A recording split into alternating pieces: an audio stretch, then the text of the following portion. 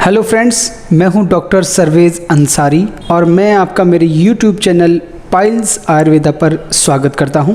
मल द्वार में होने वाले सभी रोगों पर मैं इस चैनल में अक्सर चर्चा करता रहता हूं। अगर आपको या आपके किसी फ्रेंड को या आपके किसी परिवार के अंदर या किसी परिजन को, संबंधी को मल द्वार से जुड़ी कोई भी समस्या है तो आप इस चैनल के बारे में उनको जानकारी दीजिए। इस चैनल को सब्सक्राइब कर लीजिए। आप मल द्वार में होने वाली सभी बीमारियों की चर्चा इस चैनल में अक्सर चलती रहती है। आज का हमारा टॉपिक है कि फिशर बार बार क्यों हो जाती है। ये जो बात है, ये जो सेंटेंस है कि फिशर बार बार क्यों हो जाती है, इस बात पर हम बात करेंगे, इस टॉपिक पर हम बात करेंगे। मेरे पास पेशेंट आते हैं और वो बताते हैं उनको मल द्वार करते समय दर्द की शिकायत हो रही है। मरीज को चेक करने के बाद मुझे कंफर्म हो जाता है कि मरीज को फिशर की प्रॉब्लम है। मैं उनको बताता हूँ कि आपको फिशर की समस्या है। वो कहते हैं हाँ डॉक्टर साहब, हमको पहले भी हमने 1-2 जगह दिखाया है और उन्होंने भी उन डॉक्टर्स ने भी यही बताया है कि फिशर की बीमारी है। मैं उनसे जब पूछता हूं कि आपको पहली बार ये समस्या कब हुई थी, तो वो कहते हैं कि 2 साल पहले। अभी मैं एक पेशेंट का केस आपको बता रहा हूँ। सब पेशेंट्स का जो केस है वो बिल्कुल डिफरेंट रहता है। पेशेंट कहते हैं कि 2 साल पहले प्रॉब्लम हुई थी, हमने अपने मोहल्ले में किसी डॉक्टर को दिखाया, दवाई खाई और वो प्रॉब्लम हमारी ठीक हो गई। फिशर की प्रॉब्लम हमारी ठीक हो गई। और 1 साल बाद फिर से फिशर की प्रॉब्लम हुई, हमने फिर दवाई खाई, फिशर फिर ठीक हो गई। फिर 6 महीने बाद हुई, फिर हमने दवाई खाई, फिशर फिर ठीक हो गई। और अब फिर से चौथी बार ये फिशर की बीमारी हुई है। तो हमको ये फिशर बार बार क्यों हो रहा है?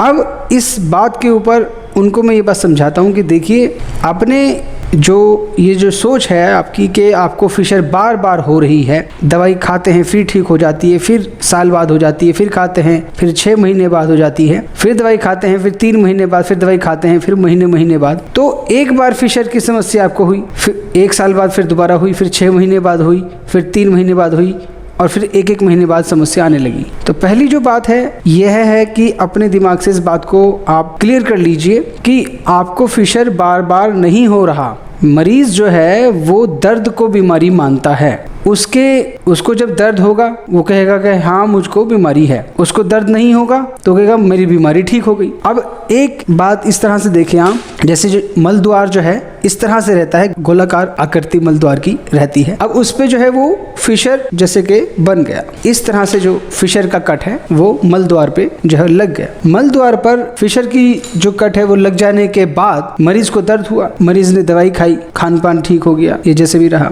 एंटीबायोटिक्स ली, पेन किलर लिया, एंटी इन्फ्लेमेटरी ड्रग्स ली, सिट्स बात किया, तो उसकी जो पेन है, स्टूल पास आउट करते हुए जो पेन हो रही है वो पेन खत्म हो गई। जब पेन खत्म हो गई तो मरीज ने कहा मेरी फिशर ठीक हो गई। तो यहाँ पे शब्दों का थोड़ा जो है हेर फेर है कि देखिए, आपको दर्द खत्म हो गई, आपको बीमारी हुई, आपने दवाई खाई, आपको दर्द ठीक हो गई और आपने समझ लिया कि आपकी फिशर ठीक हो गई। 1 साल बाद जब फिर से आपको दर्द हुआ तो आपने कहा अरे मुझे फिर से दोबारा से फिशर हो गई। फिर से आपने सब ट्रीटमेंट लिया, फिर से आपको दर्द बंद हो गई। दर्द बंद हो गई तो आपने सोचा फिर से फिशर ठीक हो गई। 6 महीने बाद फिर वही हुआ, 3 महीने बाद फिर वही हुआ, 1 महीने बाद फिर ऐसे ही हुआ। तो वो जो टाइमिंग है वो कम होता चला गया।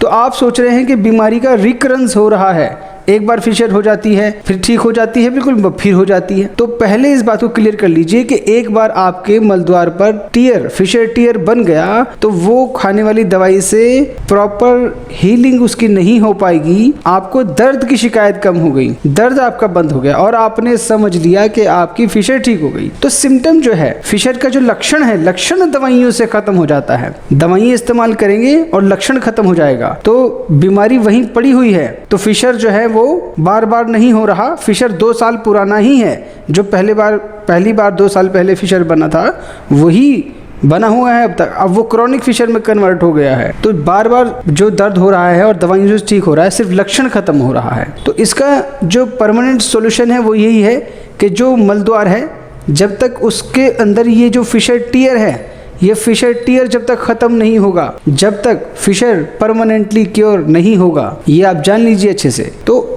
ये एक मान के चले आप कि अगर आपको ये कंडीशन इस तरह से बनी है तो आप जान लीजिए कि आप जो दवाई खा रहे हैं, जो ट्रीटमेंट कर रहे हैं, उससे आपकी बीमारी खत्म नहीं हो रही है। केवल जो फिशर का लक्षण है, लक्षण मात्र उससे खत्म हो जाता है। मैंने एक वीडियो बनाया है फिशर के 18 दिन के कोर्स के बारे में, आप उस वीडियो को देखिए। आई बटन में उसका लिंक मिल जाएगा, डिस्क्रिप्शन में भी मैं उस वीडियो का लिंक डाल दूंगा। आप उस वीडियो को देखिए कि फिशर का आयुर्वेदिक 18 दिन का कोर्स क्या है, और अगर आपको फिशर शुरुआती है, कुछ ही समय पहले हुई है, तो उस ट्रीटमेंट से ठीक हो जाएगी। अगर आपको क्रॉनिक फिशर है, ये समस्या ज़्यादा है, या आपको कुछ भी समझ नहीं आ रहा है, तो नीचे दिए नंबर पर आप कॉल करके, व्हाट्सएप करके मुझसे कांटेक्ट कर सकते हैं। नीचे वीडियो के कमेंट बॉक्स में जाकर के भी आप अपनी प्रॉब्लम को क्लियर लिखिए। जब मैं ऐसा कहता हूँ कि अपनी अपनी प्रॉब्लम के बारे में बताइए, तो पेशेंट जो लिखते हैं कि मुझको 3rd डिग्री पाइल्स है, मैं क्या करूँ, मुझको 1st डिग्री पाइल्स है, मैं क्या करूँ, ऐसे मत लिखिए। अपने लक्षण लिखिए कि मुझको ऐसा हो रहा है,